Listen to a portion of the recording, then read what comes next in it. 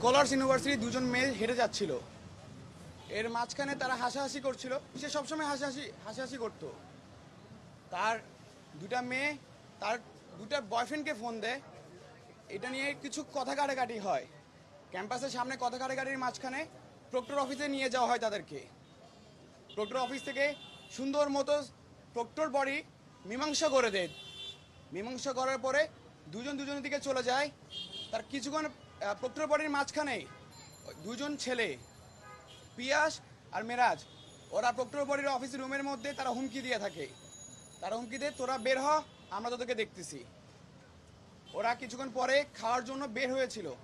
এর মাঝখানে কিছু সন্ত্রাস এসে তাদেরকে আমাদের ক্যাম্পাসের সিঁড়িতে মেরে দিয়ে চলে যায়। এই ঘটনার স্থলে সে সর্বোচ্চ 10 থেকে 15 মিনিটের মধ্যেই ইন্তেকাল গ্রহণ করে। সে আর আমাদের মাঝে নেই। আমাদের ক্যাম্পাস থেকে আমাদের স্টুডেন্টরা সবাই মিলে তাকে তাৎক্ষণিকভাবে কুর্মিটোলা হসপিটালে নিয়ে যাওয়া হয়। কুর্মিটোলা হসপিটালে নিয়ে যাওয়ার পরে তাকে মৃত ঘোষণা করা হয়। এরপরে কেন্দ্রীয় ছাত্রদল সভাপতি রাকিব ভাই, কেন্দ্রীয় সাধারণ সম্পাদক নাসির ভাই, তারপরে আমাদের বেসরকারি বিশ্ববিদ্যালয়ের সভাপতি হুরারা ভাইয়া, বেসরকারি সাধারণ সম্পাদক বিন্দু ভাইয়া, সবাই আমাদের সহযোগিতা করে। তারা থানায় আসে।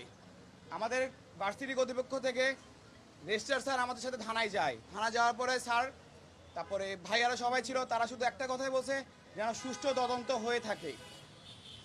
সুষ্ঠু তদন্তের মধ্যে এখন পর্যন্ত সিসি ক্যামেরার ফুটেজের থেকে 3 জনকে ধরানো হয়। 3 জন আসামি এখনও আমাদের থানার মধ্যে আছে, তাদেরকে জিজ্ঞাসাবাদ করতেছে। আমি শুধু এটুকুই আপনাদের কাছে বলবো, আমাদের একটা ছোট ভাই চলে গেছে, এরকম আরও অনেক ছোট ভাই চলে যাবে সন্ত্রাসীর হাতে। কোন সন্ত্রাসী এগুলো করেছে আমি শুধু জোর দাবি জানাবো, তাদের যেন আয়ত নিয়ে আসা হয়, তাদেরকে যেন উচ্চ শাস্তি দেওয়া হয়, কারণ আর যেন কোনো মায়ের কোল যেন ফাঁকা না হয়। আমি এ দাবি, এ প্রত্যাশা